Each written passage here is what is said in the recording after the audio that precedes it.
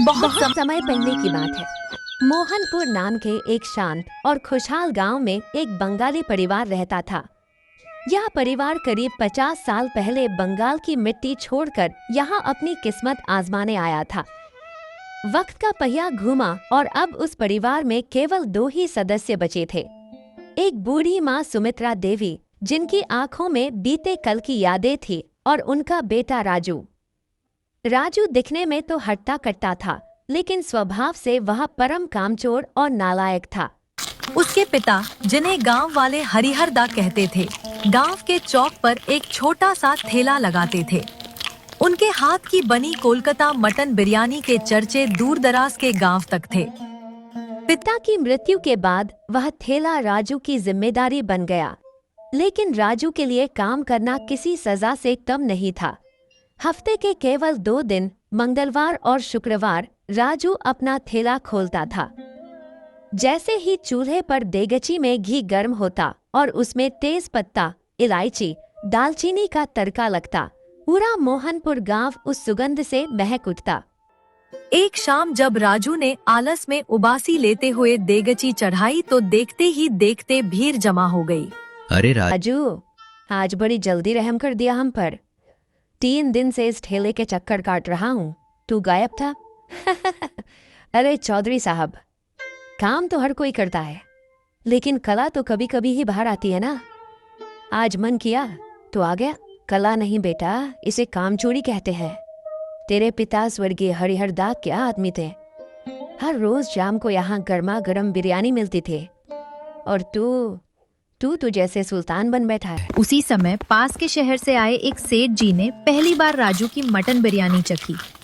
उन्होंने जैसे ही बिरयानी का निवाला मुंह में रखा, उनकी आंखें बंद हो गईं। वाह, क्या स्वाद है। बंगाल की मिट्टी का जादू है इसमें। राजू भाई, तुम तो हीरा हो। अगर तुम रोज दुकान खोलो और शहर में अपनी ब्रांच डालो तो तुम हफ्तों में लखपति बन जाओगे। आखिर हफ्ते में सिर्फ 2 दिन क्यों? सेठ जी, पैसा तो हाथ की मैल है। बाकी के 5 दिन मैं सोता हूँ, नदी किनारे टहलता हूँ और दुनिया को देखता हूँ। ज्यादा काम करने से चेहरे की चमक फीकी पड़ जाती है। दुकान बढ़ाकर जब राजू घर पहुंचता तो उसकी बूढ़ी माँ सुमित्रा देवी उसका इंतजार कर रही होती। माँ की कमर झुक गई थी, लेकिन उनकी जुबान और ममता अभी भी जवान थी। राजू, आज फिर सिर्फ 2 घंटे काम करके आ गया। घर में राशन खत्म हो रहा है, छत से पानी टपकता है, उसे ठीक कराने के पैसे नहीं है तेरे पास। माँ, तुम भी ना। आज जो कमाया है उससे 2 हफ्ते का खर्चा निकल जाएगा। क्यों बेकार में थकना? जीवन जीने के लिए है, गधों की तरह खटने के लिए नहीं। बेटा, हुनर ईश्वर की देन है। तेरे पास तेरे पिता का आशीर्वाद है। लोग तेरे हाथ की बिरयानी के पीछे पागल हैं, लेकिन याद रखना, लक्ष्मी उसी के घर टिकती है जो मेहनत का आदर करता है। तेरा ये आलस एक दिन तुझे बहुत भारी पड़ेगा। राजू ने माँ की बात अनसुनी कर दी और अपनी चारपाई पर लेटकर जोर जोर से खर्राटे भरने लगा। उसे अंदाजा भी नहीं था कि उसका ये आलस जल्द ही एक बड़ी मुसीबत बनने वाला था। अगले दिन सूरज चढ़ चुका था, लेकिन राजू की दुकान नहीं खुली। गांव के लोग जो अपनी जीप पर उस मसालेदार बिरयानी का स्वाद लिए आए थे, मायूस होकर लौट गए। तभी कल वाले परदेसी सेठ जी उस ठेले के पास आए। उन्होंने देखा कि जिस जगह कल भीड़ लगी थी, वहां आज सन्नाटा है। सेठ जी थोड़ा आगे बढ़े। भाई साहब, वो बंगाली लड़का राजू कहाँ है? कल तो उसने कहा था कि हफ्ते में 2 दिन दुकान खोलता है, पर आज तो उसका कोई नामो निशान नहीं है। अरे सेठ जी, राजू की बात मत पूछिए। उसका 2 दिन भी उसके मूड पर निर्भर करता है। आज शायद उसकी किसी हड्डी में आलस का दौरा पड़ा होगा, इसलिए उसने दुकान नहीं खोली। वो तो नवाब है, अपनी मर्जी का मालिक। सेठ जी को बड़ी हैरानी हुई। उन्होंने ऐसा व्यापारी अपनी पूरी जिंदगी में नहीं देखा था, जिसके पास हुनर की खान हो, लेकिन जो उसे इस्तेमाल ही न करना चाहता हो। पर क्यों? यहाँ इतने लोग इंतजार कर रहे हैं। उसकी कमाई का इतना अच्छा मौका है, क्या उसे पैसों की जरूरत नहीं है? सेठ जी, उसे जरूरत तो बहुत है। उसकी माँ की दवाइयों के पैसे नहीं होते कभी कभी, पर वो कहता है कि मेहनत करना गुलामी है। कल आपने उसकी इतनी तारीफ कर दी, बस उसी के घमंड में आज वो घर पर सोया होगा। हम लोग तो अब तंग आ चुके हैं। कोई और विकल्प मिले तो उसके पास जाए भी ना। सेठ जी से रहा नहीं गया। उन्होंने सोचा कि शायद लड़का बीमार हो।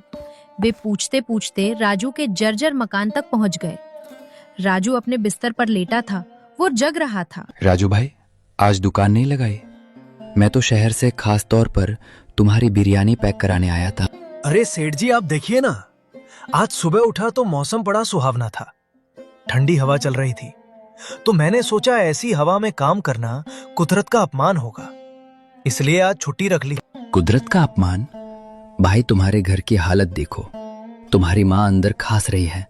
क्या तुम्हें अपनी जिम्मेदारी का एहसास नहीं है? सेठ जी, आप बड़े लोग हो, आप नहीं समझोगे।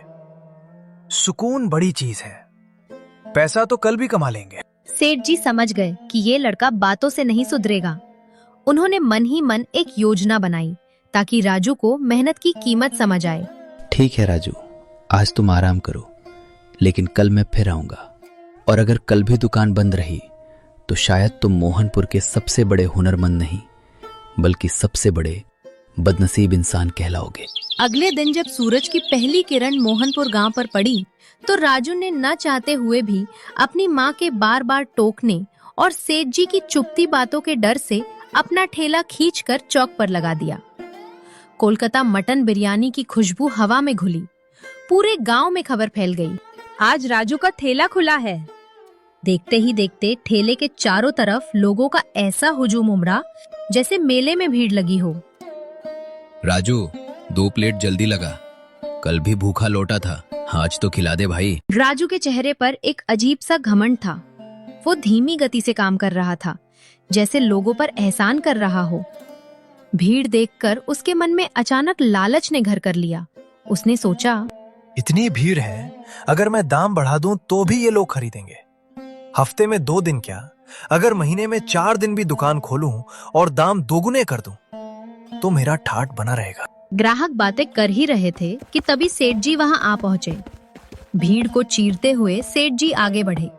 राजू की देगची अब लगभग खाली हो चुकी थी, बस आखिरी 1 प्लेट बिरयानी बची थी। वाह राजू भाई, आज तो तुमने कमाल कर दिया। मैंने कहा था ना, तुम्हारे हाथ में जादू है। लाओ वो आखिरी प्लेट मुझे दे दो, मैं इसके तुम्हें दुगने पैसे दूंगा। राजू ने लालच में आकर वो प्लेट चुपचाप सेठ जी की ओर बढ़ा दी। ये देखकर वहां खड़े बाकी ग्राहकों का गुस्सा 7वें आसमान पर पहुंच गया। ये क्या बदतमीजी है राजू, हम यहाँ धूप में 1 घंटे से खड़े हैं और तूने इस शहर वाले को सिर्फ इसलिए बिरयानी दे दी क्योंकि इसने पैसे ज्यादा दिए। कल तूने दुकान नहीं खोली, हम चुप रहे, आज तू भेदभाव कर रहा है। हाँ, इसके पास न कोई समय का ठिकाना है, न कोई कायदा कानून। ये हमें ग्राहक नहीं, भिखारी समझता है। अरे भाई, जब हमें जरूरत होती है तब तेरा ठेला बंद रहता है, और आज खुला भी तो तू नीलाम कर रहा है। पैसे जिसके पास होंगे, माल उसी का होगा। तुम लोग चिल्लाओ मत, अगले हफ्ते आना। अगले हफ्ते? अब हम कभी नहीं आएंगे। याद रख राजू, स्वाद अपनी जगह है और इज्जत अपनी जगह। अगर तू हमारी कद्र नहीं कर सकता तो हम भी तेरे इस ठेले को मिट्टी में मिला देंगे। भीड़ में धक्का मुक्की शुरू हो गई। ग्राहकों का गुस्सा इतना बढ़ गया कि उन्होंने राजू के ठेले को घेर लिया। सेठ जी चुपचाप अपनी प्लेट थामे ये सब देख रहे थे। उन्हें अंदाजा हो गया था कि राजू का लालच और उसकी काम चोरी अब। भाइयों, शांत हो जाइए। आप लोगों का गुस्सा बिल्कुल जायज है। राजू के हाथ में हुनर तो है, पर इसके दिल में न तो अपने काम के लिए इज्जत है, ना ही अपने ग्राहकों के लिए वफादारी। राजू, कल मैंने तुम्हारी गरीबी देखकर तुम्हें सलाह दी थी, पर आज तुम्हारा लालच देखकर मुझे समझ आ गया कि तुम इस हुनर के लायक ही नहीं हो। तुमने इन वफादार ग्राहकों का अपमान किया है जो तुम्हारे पिता के समय से इस ठेले से जुड़े हैं। सेठ जी, वो मैं तो बस। चुप रहो। अब सुनो, मैंने फैसला किया है। मैं इसी चौक पर तुम्हारे ठेले के ठीक सामने एक बंगाली डाइनिंग हॉल खोलूंगा। वहां रोज सुबह शाम ताजी कोलकाता मटन बिरयानी मिलेगी, और उसे बनाने वाले बंगाल के वो कारीगर होंगे जिन्हें काम की कद्र है। और हाँ, वहां के दाम भी तुम्हारे इन मनमाने दामों से आधे होंगे। अगले 1 महीने के भीतर सेठ जी ने अपनी आलीशान दुकान खड़ी कर दी। वहां सफाई थी, बैठने की जगह थी, और सबसे बड़ी बात, वो दुकान रोज खुलती थी। धीरे धीरे राजू के ठेले पर आने वाले इक्का दुक्का लोग भी वहां जाने लगे। राजू अब रोज ठेला लगाता, दिन भर धूप में खड़ा रहता, पर कोई उसकी तरफ देखता तक नहीं। लोग उसके सामने से गुजरते और ताना मारते। क्या हुआ राजू, आज मौसम सुहावना नहीं है क्या? आज छुट्टी नहीं ली? घर की हालत और खराब हो गई। माँ की बीमारी बढ़ गई और घर में दवा के पैसे भी नहीं बचे। एक रात जब चूल्हा नहीं जला तो राजू अपनी माँ से बोला, माँ, मुझसे बहुत बड़ी गलती हो गई। मैंने अपने हुनर पर घमंड किया और वक्त की कदर नहीं की। आज मेरे पास हाथ में स्वाद तो है, पर खिलाने के लिए कोई ग्राहक नहीं। बेटा, हुनर एक पौधे की तरह होता है जिसे रोज मेहनत के पानी से सींचना पड़ता है। तूने सोचा कि तू जब चाहेगा तब फसल काट लेगा, पर वक्त किसी का इंतजार नहीं करता। मैं हार गया हूँ। सेठ जी की दुकान पर इतनी भीड़ होती है कि अब मेरे ठेले की तरफ कोई मुड़कर देखता भी नहीं। कल गांव के लड़के मेरा मजाक उड़ा रहे थे। अब राजू की बिरयानी सिर्फ उसके खुद के नसीब में बची है। बेटा, हारता वो नहीं जिसकी दुकान बंद हो जाए, हारता वो है जिसकी हिम्मत टूट जाए। तूने सोचा था कि तेरे पिता का नाम और तेरे हाथ का स्वाद तुझे ताउम्र बिठाकर खिलाएगा, पर तू भूल गया कि तेरे पिता उस स्वाद के लिए सुबह 4 बजे उठकर मंडी जाते थे। पर माँ, अब क्या फायदा? अब तो सब बिगड़ चुका है। लोग मुझसे नफरत करते हैं, कहते हैं कि मैं लालची और कामचोर हूँ। लोग नफरत तुझसे नहीं, तेरे बर्ताव से करते हैं। देख बेटा, हम बंगाली यहाँ आए थे तो हमारे पास सिर्फ ये हुनर था। तेरे पिता कहते थे कि ग्राहक ईश्वर का रूप होता है। तूने ईश्वर का अनादर किया। जब उन्हें भूख लगी थी तो सोता रहा, जब उन्हें वफादारी चाहिए थी तूने पैसे के लिए अपनी आखिरी प्लेट बेच दी। माँ, मुझे माफ कर दो। मैंने अपनी जवानी आलस में गवा दी। अब मेरे पास न पैसा है न इज्जत। मुझे समझ नहीं आ रहा कि कल सुबह क्या करूंगा। घर में आटा भी नहीं है। कल सुबह तू सूरज से पहले उठेगा। तू दुकान नहीं बल्कि लोगों का भरोसा जीतने जाएगा। हुनर तेरे पास आज भी है, बस उसमें मेहनत की खुशबू मिला दे। जा सेठ जी के पास जा, उनसे माफी मांग और कहे कि तुझे अपनी दुकान पर एक मौका दे। चाहे बर्तन मांजने पड़े या सफाई करनी पड़े, पर अपने अहंकार को उस देगची में झोंक दे जहां बिरयानी पकती है। राजू और माँ के बीच ये बातचीत आधी रात तक चलती रही। माँ उसे उसके पिता के संघर्ष की कहानियां सुनाती रही, कैसे उन्होंने एक एक पैसा जोड़कर वो ठेला बनाया था। राजू को पहली बार एहसास हुआ कि उसने सिर्फ एक दुकान नहीं खोई थी, बल्कि अपने पिता की विरासत को मिट्टी में मिला दिया था। माँ, अब तुम देखना, मैं कल से एक नया राजू बनूंगा।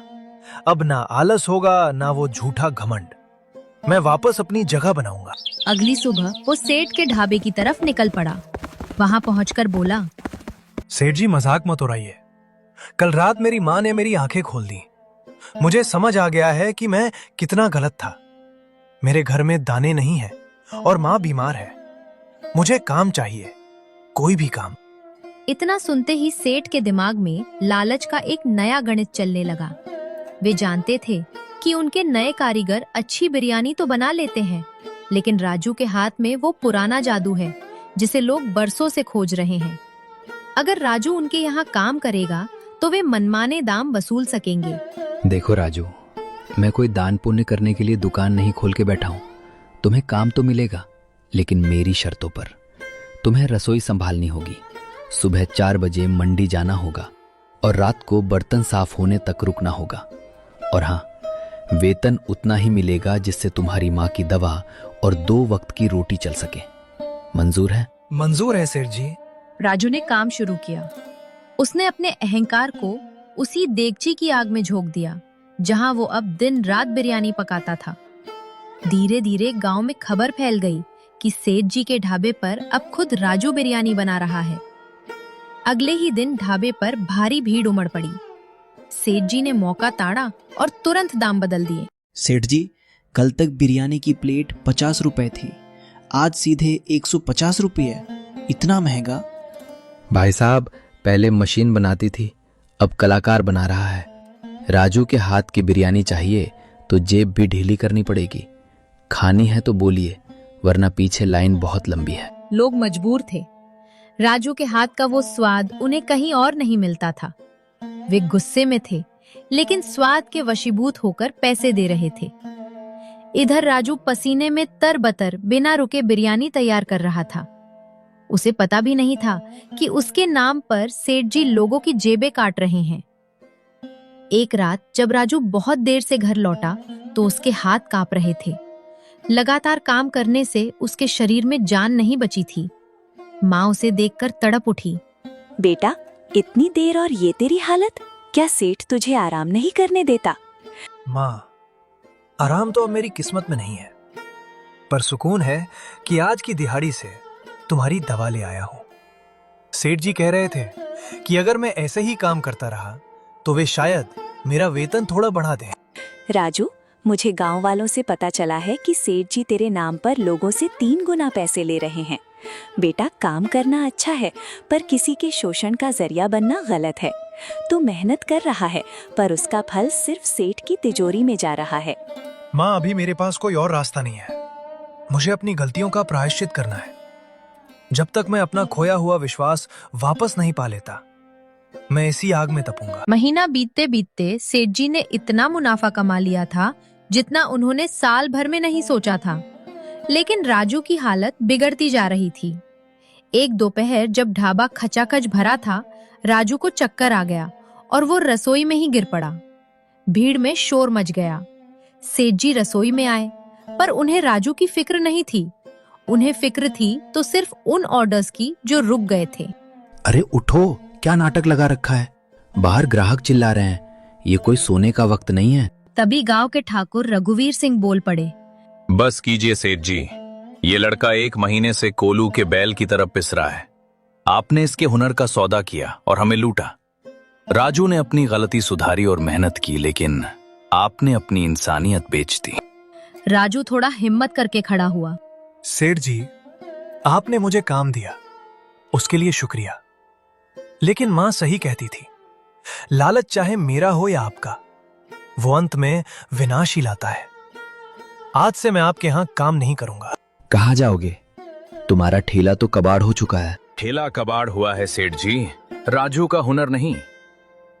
हम सब मिलकर राजू को एक नई दुकान खुलवाएंगे। हमें महंगा डाइनिंग हॉल नहीं, राजू का वही पुराना ठेला चाहिए जहां स्वाद के साथ सम्मान भी मिलता था। मोहनपुर गांव की सुबह आज कुछ अलग थी। हवा में थोड़ी ठंडक थी, लेकिन राजू के सीने में पश्चाताप की आग दहक रही थी। वो गांव के मुखिया ठाकुर रघुवीर सिंह के घर चल पड़ा। अरे राजू, आज इतनी सुबह सुबह क्या बात है? आज फिर कोई नया मौसम का बहाना लेकर आए हो या सेठ ने काम से निकाल दिया? मुखिया जी, आज कोई बहाना नहीं है। आज सिर्फ एक हारा हुआ बेटा आपके सामने खड़ा है। सेठ के यहाँ काम करके मुझे समझ आ गया कि मैंने आज तक क्या गवाया है। मेरी माँ बीमार है, घर की छत गिर रही है, और सबसे बड़ी बात, मेरे पिता का नाम मिट्टी में मिल रहा है। साफ साफ कहो राजू, क्या चाहते हो? मुखिया जी, आप तो मेरे पिता स्वर्गीय हरिहर दा को जानते थे। 50 साल पहले जब मेरा परिवार बंगाल से यहां आया था, तो हमारे पास सिर्फ एक पीतल की देगच्ची और कुछ मसाले थे। पिताजी ने दिन रात एक करके इस गांव को अपना बनाया। उन्होंने कभी किसी को खाली हाथ नहीं देने दिया। लेकिन उनकी मृत्यु के बाद मैं उनके संघर्ष को भूल गया। मैंने सोचा कि हुनर तो मेरे हाथ में है, ग्राहक कहां जाएंगे। इसी घमंड में मैंने कामचोरी की।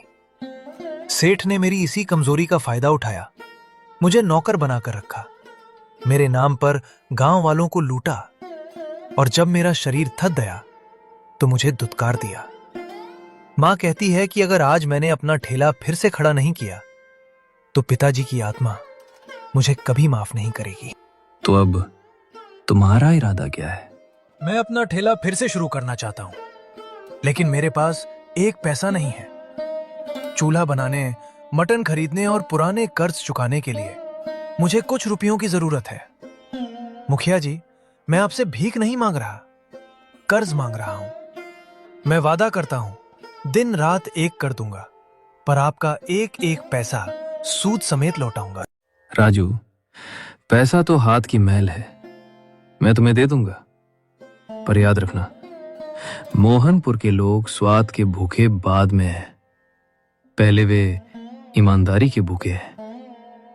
अगर तुमने फिर से वही 2 दिन दुकान वाला खेल शुरू किया तो इस बार मैं खुद तुम्हें गांव से बाहर निकलवा दूंगा। मुखिया से पैसे लेकर राजू तुरंत बाजार गया, मटन और मसाले लाया और अच्छे तरीके से कोलकाता मटन बिरयानी बनाकर ठेला गांव के चौपाल पर लगा दिया। लोग आए, बिरयानी खाई और मुंह से एक स्वर में निकला, अरे भाई, इसे कहते हैं असली कोलकाता मटन बिरयानी। राजू बेटा, आज तूने सच में अपने पिता हरिहरदा की याद ताजा कर दी। वही मसालों का संतुलन, वही घी की महक। सच कहूं तो पिछले 1 महीने से हम सिर्फ घास फूस खा रहे थे, आज आत्मा तृप्त हो गई। सही कह रहे हैं काका। उस सेठ के यहाँ तो सिर्फ दिखावा था, पैसे लूट रहे थे और स्वाद के नाम पर सिर्फ लाल मिर्च पाउडर खिलाते थे। राजू भैया, अब चाहे जो हो जाए, यह ठेला बंद मत करना, हम रोज यहीं आएंगे। राजू, जो कल तक अपनी नजरों में गिरा हुआ महसूस कर रहा था, आज गर्व से भरा हुआ था। लेकिन ये गर्व अहंकार वाला नहीं था, बल्कि कृतज्ञता वाला था। वो हर ग्राहक को हाथ जोड़कर शुक्रिया कह रहा था। काका, ये सब आप लोगों का प्यार और माँ की दुआ है। मैंने बहुत देर कर दी ये समझने में कि मेहनत ही सबसे बड़ी पूजा है। अब जब तक इस हाथ में जान है, मोहनपुर का कोई भी इंसान यहाँ से भूखा या नाखुश नहीं जाएगा। इधर राजू के ठेले पर भीड़ उमड़ी थी, उधर सेठ के ढाबे पर कोई नहीं जा रहा था। सेठ गुस्से में थे और अपना सारा गुस्सा अपने कारीगर बंशी पर निकालने लगे।